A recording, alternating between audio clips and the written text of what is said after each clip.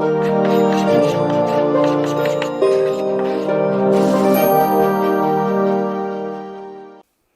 Friends, हम लोग अपना जो चैप्टर पढ़ रहे थे इन्वायरमेंट का और सस्टेनेबल डेवलपमेंट का, उसी को आगे कंटिन्यू करते हैं। तो जो चैप्टर का नाम है वो तो यही है, पर्यावरण और धारणीय विकास, सतत विकास, ज़्यादा अच्छा ट्रांसलेशन है इसका। फिर बात आती है हमारे पर्यावरण की परिभाषा की। तो इस वीडियो में हम लोग बात करेंगे पर्यावरण की परिभाषा क्या है और साथ में पर्यावरण के काम क्या क्या है, क्यों हमारे लिए इंपॉर्टेंट है। और ध्यान रखिएगा, लास्ट वीडियो मैंने बताया था कि हम लोग इकोनॉमिक पॉइंट ऑफ व्यू से बात करने की कोशिश करेंगे। तो परिभाषा में देखिए, जो भी हमारा पर्यावरण है उसमें जितना भी भूमंडलीय विरासत है, भूमंडलीय मतलब जो कुछ भी हमारे, भूमंडल का मतलब क्या होता है, पृथ्वी होती है, ठीक है।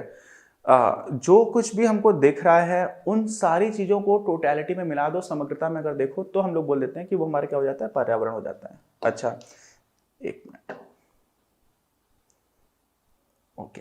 तो समस्त भूमंडलीय विरासत की बात की जा रही है, ठीक है, पहली चीज तो। और सभी संसाधन, सबको आप एक साथ मिला दे रहे हो तो क्या बन रहा है, हमारा पर्यावरण बन रहा है, जो बहुत ही आसान है, बचपन से पढ़ते आ रहे हैं कि हमारे आसपास सिर्फ वातावरण की बात नहीं हो रही, पर्यावरण में वायु को छोड़ करके, वातावरण मतलब वात होता है आपका वायु, साथ में जल भी आ जाएगा। तो जल है, वायु है, आप जिस भी आसपास बायोस्फीयर में रह रहे हो उन सारी चीजों को मिला करके हम लोग बोल देते हैं पर्यावरण।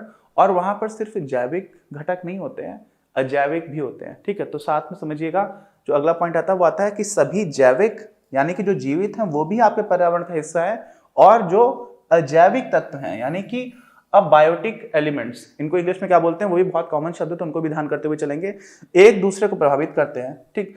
तो जैविक और अजैविक सारे घटकों को मिलाकर के, सारे तत्वों को मिलाकर के हमारा पर्यावरण बन गया, और ये आपस में एक दूसरे को प्रभावित कर रहे होते हैं, और इनकी आपस में एक इंटर रिलेशनशिप होती है, आपस में एक परस्पर संबंध होता है। अच्छा, तो वो क्या होता है, देखिए जैविक तत्व, जैविक तत्वों को हम लोग इंग्लिश में बोलते हैं बायोटिक, ठीक। इसमें क्या क्या आते हैं, बहुत ही आसान है, कुछ भी पेड़ है, कोई बियर है, भालू जैसा दिख रहा है ना, कुछ भी हो सकता है, वो फंजाई है, ठीक है। फंजाई जो होती है ना, फंगस, ये भी आपका जीवित ही होती है, ठीक। जैसे आप लोग और जो फंजाई होती है वो पूरे पर्यावरण में, वातावरण में चीजों को बहुत अच्छे से विघटन करने में बहुत काम आती है। तो एक तरह से आप समझ कह सकते हैं कि पूरे दुनिया में सफाई करने का जो काम करती है ना, जीवों से संबंधित, है बहुत अच्छा करती है फंजाई। तो उस वाले एंगल से बहुत इंपॉर्टेंट होती है। सभी जीवित तत्व हो गए, जैसे जैसे क्या क्या आ सकता है इसमें, कोई पशु पक्षी हैं, पौधे हैं, वन है, मत्स्य आदि, ये सारी चीजें, इनको मिलाकर हम लोग क्या बोलेंगे, जैविक तत्व हैं, बायोटिक एलिमेंट्स हैं। अच्छा, अब अजैविक तत्व भी आ जाएंगे।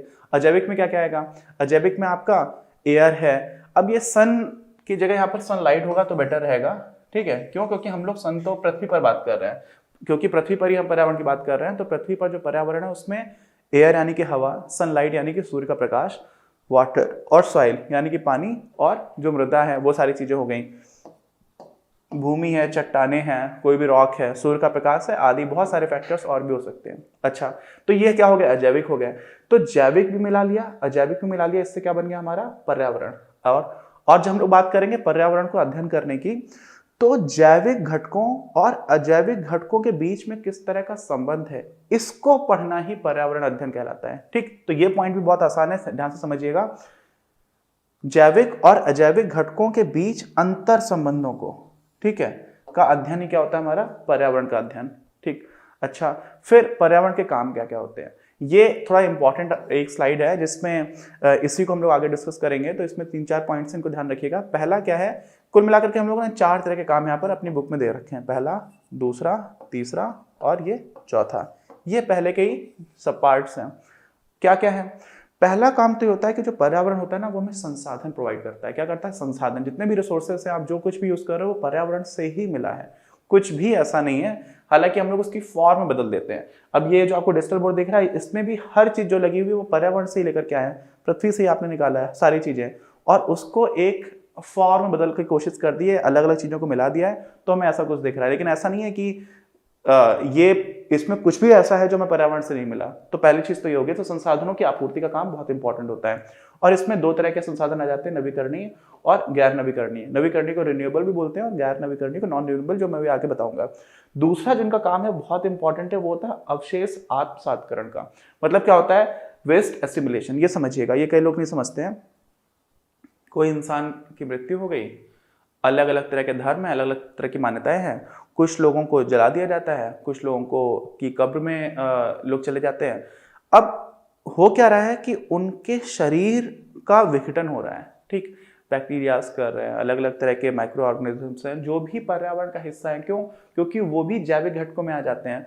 तो जो चीजें भी ऐसी हो गई हैं, कभी कोई जानवर मर जाता है रोड पर, अब वो क्या हो रहा है, एक तरह का जिनकी डेथ होती चली जा रही है उन लोगों को वापस फिर से इन्वायरमेंट का हिस्सा बना दिया जाता है। और वो इन्वायरमेंट का हिस्सा इस तरह से ना हो, अगर उनका विघटन ठीक से नहीं हो पाएगा तो बीमारियां फैलने लग जाएंगी। तो जितनी भी तरह की गंदगी हो रही होती है, और ये सिर्फ मृत्यु से संबंधित नहीं है, बहुत सारी ऐसी ह्यूमन एक्टिविटीज जिनसे कई तरह की गंदगी हो रही होती है।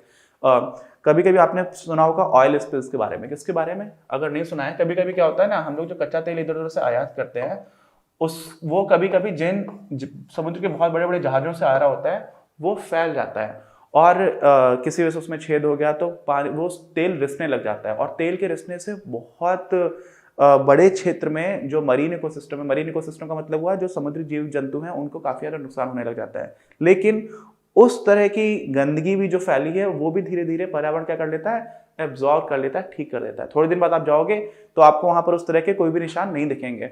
लेकिन अगर एक हद से ज्यादा आप चीजें बर्बाद करते चले जाओगे तो पर्यावरण की अपनी जो क्षमता है किस चीज की, वेस्ट को एसिमिलेट कर पाने की, जो भी अवशेष है उसको आत्मसात कर लेने की, आत्मसात समझ रहे हैं कि उसने एब्जॉर्ब कर लिया, वो कर पाने की क्षमता से ज्यादा अगर आप गंदगी करने लग जाओगे तो समस्या होने लग जाएंगी। लेकिन ये काम भी बहुत इंपॉर्टेंट होता है। अच्छा, तीसरा काम क्या है? जेनेटिक मतलब जेनेटिक और जैविक मतलब बायो। ठीक है, तो जेनेटिक विविधता मतलब जेनेटिक डाइवर्सिटी, और जैविक विविधता मतलब बायोडाइवर्सिटी ये प्रदान करता है। और इसकी वजह से क्या होता है, बायोडाइवर्सिटी में हम लोग भी हिस्सा है, ह्यूमंस भी एक पार्ट तो है ही।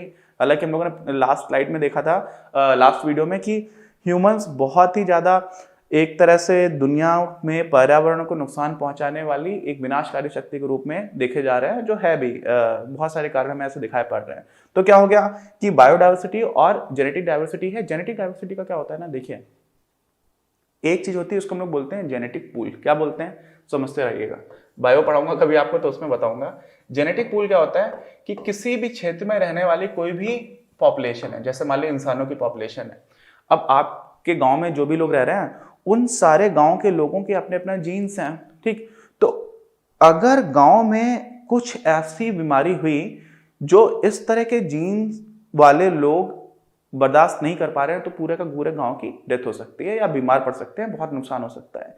लेकिन ह्यूमंस में ही कोई, मान लीजिए किसी दूसरे देश का रहने वाला इंसान था, वो आया और उसके साथ से ऑफ स्प्रिंग्स बनना स्टार्ट हो गई। क्या मैंने बोला, ऑफ स्प्रिंग्स। थोड़ा थोड़ा इंग्लिश भी सिखाता रहूंगा, ये सारे टर्म्स इंपॉर्टेंट होते हैं, हिंदी मीडियम के बच्चों को थोड़ी दिक्कत आती है, मैं भी हिंदी मीडियम से रहा हूँ, तो आगे जब थोड़ी दिक्कत आई तो वो सारी चीजें आप सीखते रहोगे तो अच्छा रहेगा। ऑफ स्प्रिंग का मतलब होता है कि जो अगली पीढ़ी है, ठीक, ये आर है।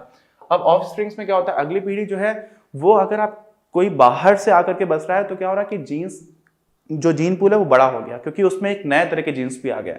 तो कई बार ऐसा होता है कि जितनी ज्यादा विविधता वाले लोग आपस में मिल रहे होते हैं उतना ही ज्यादा प्रोटेक्शन भी मिल रहा होता है। तो अगर जेनेटिक विविधता ज्यादा है तो जीवन या किसी भी तरह की पॉपुलेशन के आगे सर्वाइवल के चांसेस बढ़ जाते हैं। तो ये पॉइंट भी काफी इंपॉर्टेंट आ जाता है। और चौथा तो सबको पता है कि सुंदरता बहुत अच्छी लगती है, नेचर बहुत अलग अलग तरह से सुंदर। आप पहाड़ों में जाओगे या समुद्र में जाओगे, उसको देखोगे, कई जंगल बहुत अच्छे हैं, कई बार रेगिस्तान भी बहुत सुंदर दिख रहा होता है। तो इस तरह की चीजें होती हैं, ठीक है। अच्छा, अब एक एक करके इन्हीं जो कार्य थे उनको एक एक करके थोड़ा डिटेल में देखेंगे।